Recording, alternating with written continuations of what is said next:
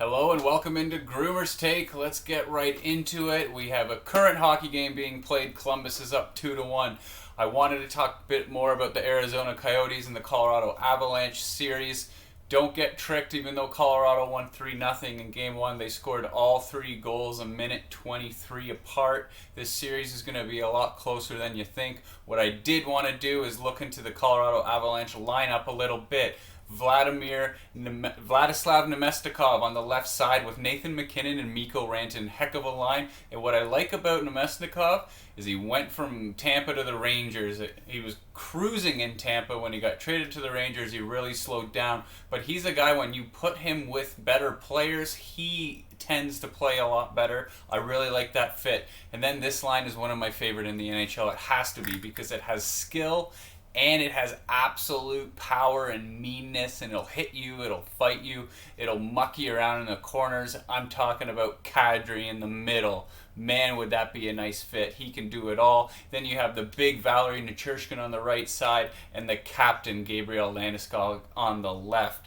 That's your top six for the Colorado Avalanche. Their bottom six have skill, grit, and a lot of really good experience. I'm talking JT Compher in the middle, alongside Andrei Burakovsky, had a heck of a season this year, and Jonas Donskoy, I believe he came over from San Jose. I really like that addition. They've moved Pierre-Edouard Bellemare from the right side, and they've put him in the middle of the fourth line. He's a guy who can play both center and right wing. That's huge for a team. He's alongside Nieto and Matt Calvert. Matt Calvert, you might remember, as a guy from the Columbus Blue Jackets. He's a bit of a grinder. He'll get the job done for you.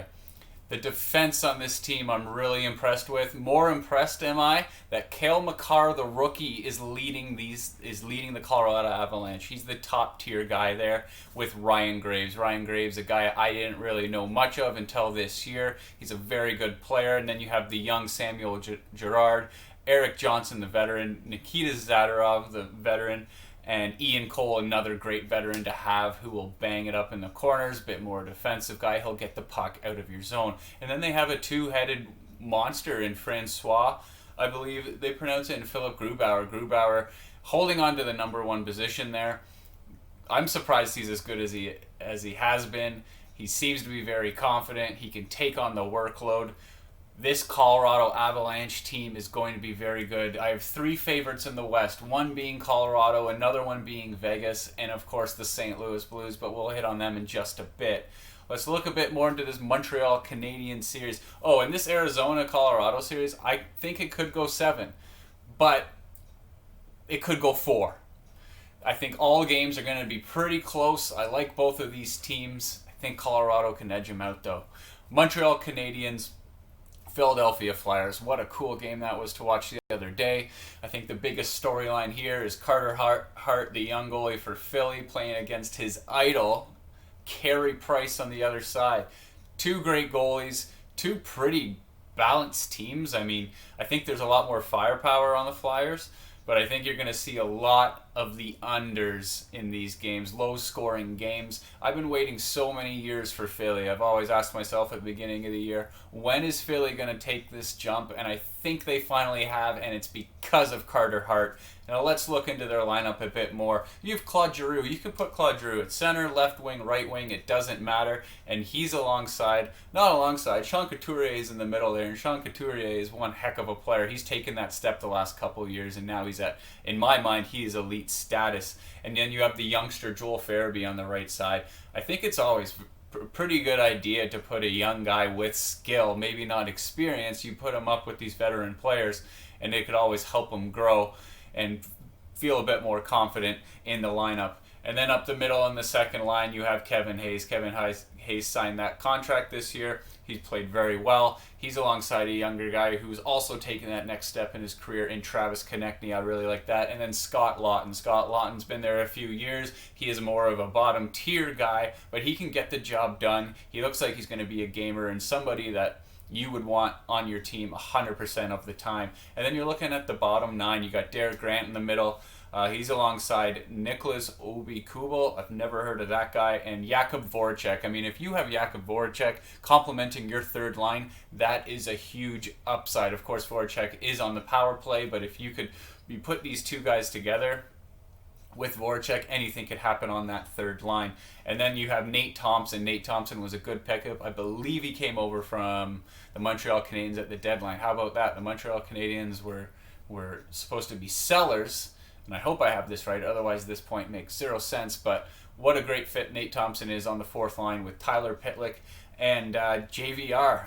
JVR playing on the fourth line, and I mean, you can say what JVR is, he's more of an offensive guy, but minimize his minutes a little bit, and he can definitely do something for you.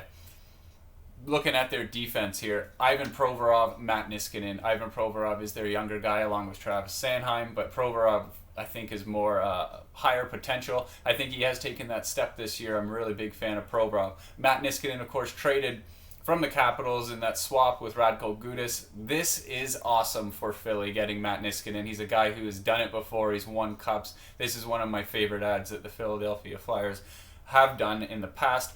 Philip Myers plays alongside Travis Sanheim. And then on your third pairing, you have Shane Gostisbehere, a kid who had a great year a few years ago. Kind of, not as big impact this year, but it's still there and it could still happen. Great piece to have with Justin Braun. Offensive guy and a defensive guy. It works out really well. And then I mentioned Carter Hart, and he's got Brian Elliott behind him, backing him up. Great goalies there, and of course Carter Hart is the big piece. I really like the Philadelphia Flyers. Of course, they're the number 1 seed after the round robin play. We'll see how this series plays out. I think it could go 7 just as easily too. That's what I love about these series. They're very, very close. Of course, I've been wrong before, but I hope I'm not, because I want to watch more and more hockey. The Canucks and Blues started last night, and the Canucks, I watched the whole thing. It ended at 1:10 in the morning. My goodness. I really wish we can get like a 9:30 start out here, but that's not going to happen. The Canucks winning 5-2. Bo Horvat with one of the more prettier goals of the playoffs so far. If you haven't watched it, go back and watch it. It was very, very nice. I think that this series will be close. I still think the St. Louis Blues will end up winning, but what the Canucks showed last night is they are definitely up for the challenge. I want to look more into the Blues lineup because we haven't done that yet. Jaden Schwartz, Braden Shen, Vladimir Tarasenko. It's a very, very good top line. And then you have Ryan O'Reilly centering the second line with David Perron and Zach Sanford. Zach Sanford, not very known for his offense, but you never know with a guy like Ryan O'Reilly and David Perron, they can make this guy that much better. Sanford, Riley, Perron, they'll grind it too. They're a bit mean with skill. I like it. The third line, young kid Robert Thomas, of course Stumpy Thomas's son, playing up the middle with Tyler Bozak and Oscar Sundqvist. Another very good line, veteran in Bozak, experience from both sides. I mean, all these guys were there last year. And then your fourth line, Mackenzie McEachern, Jacob De La Rose, and Troy Brouwer. I think McEachern and Troy Brouwer are only in the lineup because of Barbashev and Sammy Blais not playing. But, Troy Brouwer, he's a vet. He'll step in, do what he can to help the team win, and that's what you want. I hope Sammy Blais and Barbashev get back into the lineup, but we'll see on that. I'm not really sure what they're out with. Let's look at their defense. Carl Gunnarsson, Alex Pietrangelo. Future Leaf and Pietrangelo? No, probably not. But ex-Leaf and Carl Gunnarsson, good 1-2 there. Marco Scandella coming over. He wasn't going to be playing as much, but we know with what happened with Jay Bouwmeester not playing, Scandella moved into the lineup, playing with Colton Parayko. And then your third line, Vince Dunn and Justin Falk. Vince Dunn was the guy that Bo Horvat stepped around last night. Just go watch it. But I really like the St. Louis Blues lineup. Good elite talent, depth, experience, veterans, young players, all of it. And of course you got Jordan Binnington, one of the best goalies in the league. I think he's one of the best competitive goalies that we've seen in a while. He hates letting in goals, and he's backed up for Jake Allen. Jake Allen is a backup now, I believe, but one of the best backups in the league. St. Louis, I think, will take this series in the end, but I think it's going to be another great one. People have asked me, Groomer, are you going to talk about basketball anytime? I said, yes, I will once it actually means something, but something did happen a couple days ago that I'm pretty steamed about, and it's Giannis Antetokounmpo headbutting a guy in the face and getting a 1-game suspension for it. If he wasn't a superstar, this is a 3, 4, 5-game suspension, and he's only given 1 game. And really, who cares about the game? This is a regular season nothingness. It's not even playoffs. If he wasn't a superstar, I mean, it wasn't good. If you haven't seen it, look at it. It's definitely not just a 1-game suspension. I think that's a joke. More of a lighter note here, Montreal Canadiens head coach Claude Julien was hospitalized last night after the game. He was having some chest pains, and the team talked and said, let's get him in. It has nothing to do with COVID, but he is expected to miss the rest of this series. Kirk Muller will step in and take over head coaching duties. Hope Claude Julien heals up and can get back behind the bench as soon as possible. You don't want to see that. He's done a great job this year with the Montreal Canadiens. And lastly, or 2 more points, sorry.